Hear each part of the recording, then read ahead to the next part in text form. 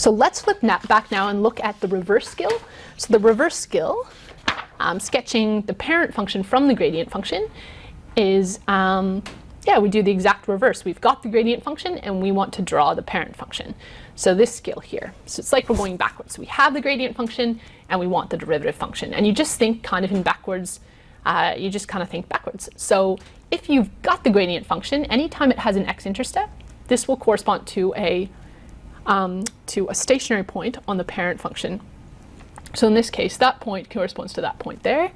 Then I kind of consider my regions backwards. So to the left of that station point, I can see my gradients. I just do a little gradient table. So to the left of that stationary point, at the stationary point, the gradient is 0. You can see these gradients are negative. The gradient function is negative there and positive. And then I just draw myself a little gradient graph, a little picture, negative, 0, positive. It means I should be seeing a local min at that value there, which looks to be about negative 3/4. So you should be saying a local min there. That's the nature of the stationary point. And that's pretty much it. So usually it's easier to sketch the parent function from the derivative. A small note on this, we haven't looked at integration yet, but if you only have the picture of the derivative, you might remember from integration that we have a whole host of integration context we could when we integrate this function here, we stick a constant integration on the end so that any vertical translation of this blue graph here would have to be accepted. And that's why this is most likely going to be a multiple choice question, because Vika doesn't want to mark a whole range of vertical translations of this blue graph here. So these are most likely going to be multiple choice.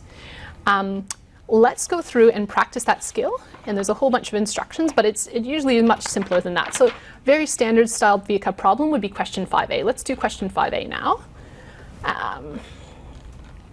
Okay, here's question 5a.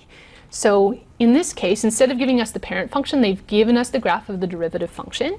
And we're being asked which of the following graphs best describes the graph of the parent function. So we're going backwards now. So start with the stationary point. Let's look at the derivative function. If it has any x-intercepts, that's where the parent function will have a stationary point. So we should have a stationary point happening at x equals 0. Quickly look and take away any graph that doesn't have a stationary point at x equals 0. This one does. It's a local min, local max. There's a local max there. This one is local min. This one doesn't have a stationary point, so E is out. So we weren't able to eliminate too many things from that. Now I'm going to make a little gradient table. So I'm looking at my gradients. I'll do this in a different color. So gradients, and then I'm going to do my picture down below them. So the gradient is exactly 0 at x equals 0. The gradients are all above the x-axis to the left of x equals 0, so they're positive here. And they're all below the x-axis to the right of x equals 0, so they're negative here. And now I'm just going to draw a little picture. So I've got positive gradients, a 0 gradient, and a negative gradient. Therefore, that means I have a local max. I have a local max at x equals 0. So I'm going to eliminate any graph that doesn't have a local max. That A has a local min, so it's out. B has a local max. So B is looking very good. C has a local max, but the problem with C is it shows two other stationary points here and here, whereas my derivative function doesn't have any other x-intercepts. So there should only be one stationary point. C is out. D as well has 3 stationary points, but f at x only had 1 x-intercept, so D is out, and my answer is B. So you can see that that's a lot easier than fully sketching a new function.